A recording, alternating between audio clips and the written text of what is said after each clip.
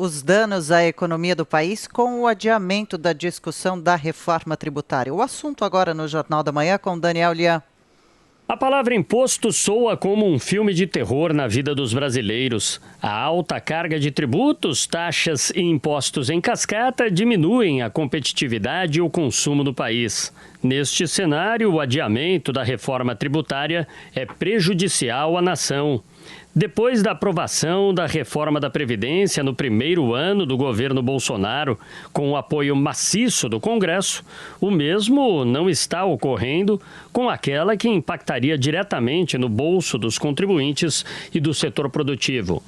Com a tramitação empacada, os danos na economia são consideráveis. Os indicativos dão conta de que, se houvesse um aperfeiçoamento nas diretrizes tributárias, o crescimento em 2021 poderia ser bem superior ao projetado e chegar a 5%.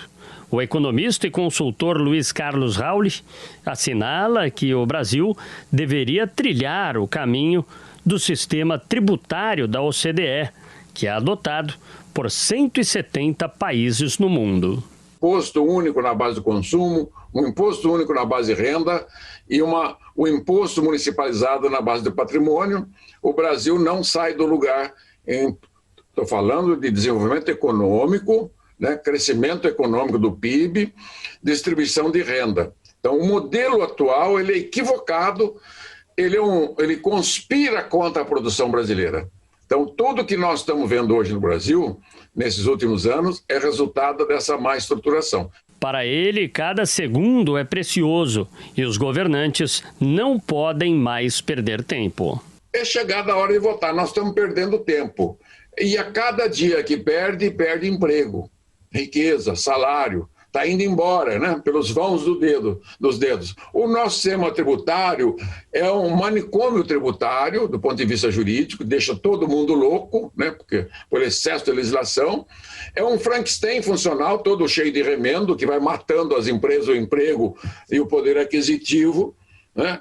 E cresce como crina de rabo de cavalo. A avaliação é que o Brasil perde ao menos 19 trilhões de reais por ano com a manutenção do atual sistema, sendo 5 trilhões em renúncias fiscais, 6 trilhões em sonegação, 720 bilhões de reais com custos de burocracia e ainda a inadimplência mais contencioso de impostos, que somam outros 7,9 trilhões. Sem a reforma, o entendimento é que as perspectivas de crescimento serão reduzidas a índices inferiores a 1%.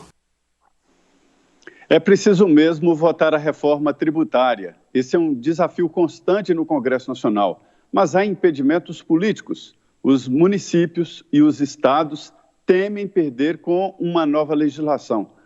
O ex-deputado Luiz Carlos Rauli tem toda a razão, é mesmo um manicômio judicial essa história. Várias empresas têm departamentos inteiros só para definir o que pagar em impostos. Então é preciso aprovar uma reforma tributária até por simples atualização. Este projeto do deputado Luiz Carlos Rauli foi tão discutido que já ficou velho, é preciso mudar tudo, porque a forma hoje de administrar uma empresa é diferente. Foi assim que a reforma tributária venceu Mussa Demes, Germano Rigoto, Sandro Mabel e o deputado Luiz Carlos Rauli. Mas é muito difícil. Eu tive acesso, inclusive, a um programa que roda toda a folha de impostos de estados e municípios como se ela estivesse em vigor. E, mesmo assim, não convenceu prefeitos e governadores de que eles não perderão.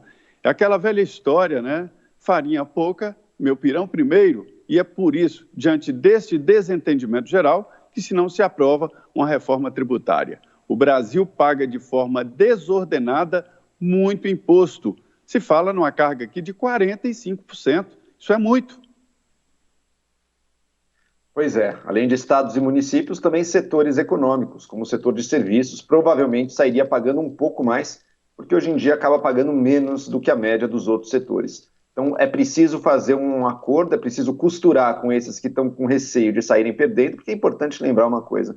O país paga um preço tão alto pelo caos tributário que a gente vive que todo mundo, no final das contas, fica pior do que ficaria depois da reforma, mesmo aqueles que acham que vão ser prejudicados. O país inteiro está sendo arrastado. Existem duas boas propostas, uma na Câmara, outra no Senado, aí do ex-deputado Auli, e você tem também os apontamentos que o governo já fez, alguns apontamentos pelo menos. O material já está aí para ser discutido e ser votada a reforma tributária. Eu torço de coração para que Rodrigo Maia use aí dos seus últimos dias como presidente da Câmara para avançar essa pauta da produtividade, essa reforma tributária que mais pode ajudar o país.